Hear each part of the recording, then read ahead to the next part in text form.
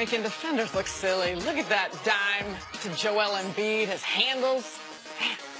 I mean, they're not quite Kyrie yet. We're still working on it, but still unfair to think how talented he is at his size and this young team working to go to Joel Embiid. Like, these guys are going to be fun to watch for a long time. I think those two could be all-time greats. Yep. All right, yeah, speaking of Kyrie, also not even close to Steph.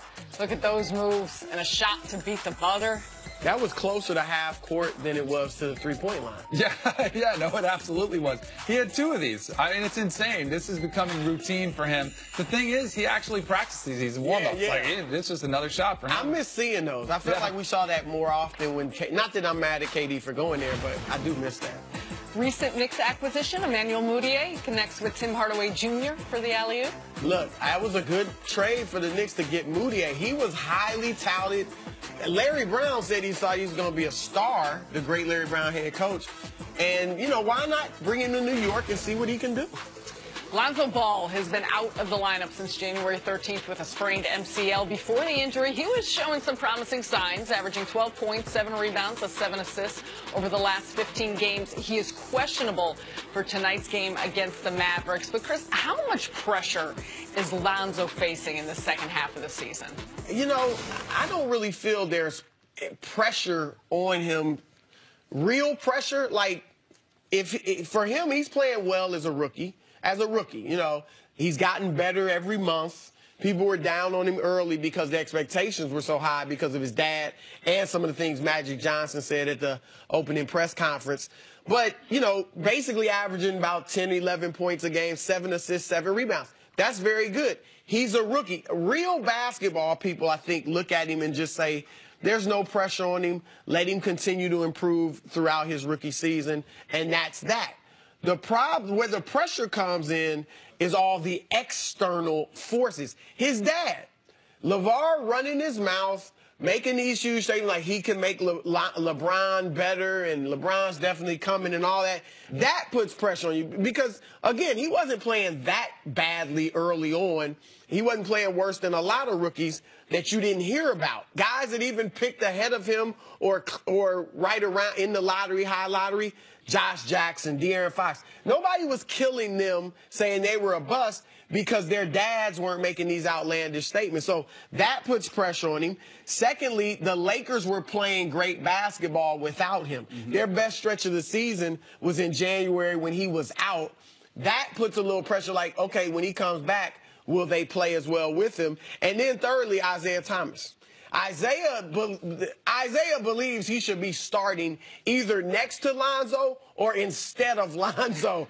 And that is going to put pressure. Having a guy there who wants to come in, put up big numbers, feels like he's better than you, is looking to get a big contract. This is going to test Lonzo's mettle as far as his leadership of that team, as far as his mental toughness. I mean, Isaiah's brash. And he's going to say stuff, and he's going to challenge you, whether it's in practice or just in the game. If he's playing a lot better than you, he may say something. So we're going to see, you know, what Lonzo's made of mentally and emotionally. That's where all the pressure is, I think. Which is a different pressure that Lonzo's never had to face because he's always been the best player on his team. He's always had his dad's pressure of, you know, being outspoken and talking. He's never had the pressure of a player who finished 4th in the MVP voting not that long ago that is going to be pushing him. So I think that's going to be a unique dynamic for Lonzo to get used to. And I'm interested to see how he responds to it because I think Luke Walton is a little bit of a tricky spot now, too, who's already been criticized by LeVar. And now he's going to have to deal with a really big personality, a guy whose career arc in Isaiah Thomas, who was, hey, I'm about to get paid a boatload of money, to I'm going to go help the Cavs get back to the finals. Then now I'm going to have to back up this rookie. Like, that is a big fall from grace for Isaiah Thomas. And how does that play out as far as the locker room dynamic? I think that's a pressure that Lonzo's never had to deal with. Yeah, I think that's an important point because it's not just about his numbers now down the stretch of the season, but his leadership and how that matches up with Isaiah Thomas. What's your view of the type of leader that I know he's only a rookie. He's just starting his first year. But considering it's a young team, what's your view on the leadership role that he's taken so far? Well, I think that look, he's not that vocal of a guy. And Jason Kidd wasn't vocal either. But you can be a leader by example and with your play. The type of game he has where he's unselfish, he gets other guys involved, then players are going to like that. I mean, they're going to love playing with you if you get them the ball and scoring positions. So that's fine. But I think at some point, players will want, like, if you don't look like your own man, if your dad is making controversial statement after controversial statement about the team, maybe about some guys in the locker room, about the head coach, if you don't at some point step up and distance yourself from that with a comment, maybe like when he criticizes Luke Walton, you just come out and say, hey, I love playing for Luke. Just a statement like that. You can say something that doesn't offend your dad, but yet shows that you're your own man.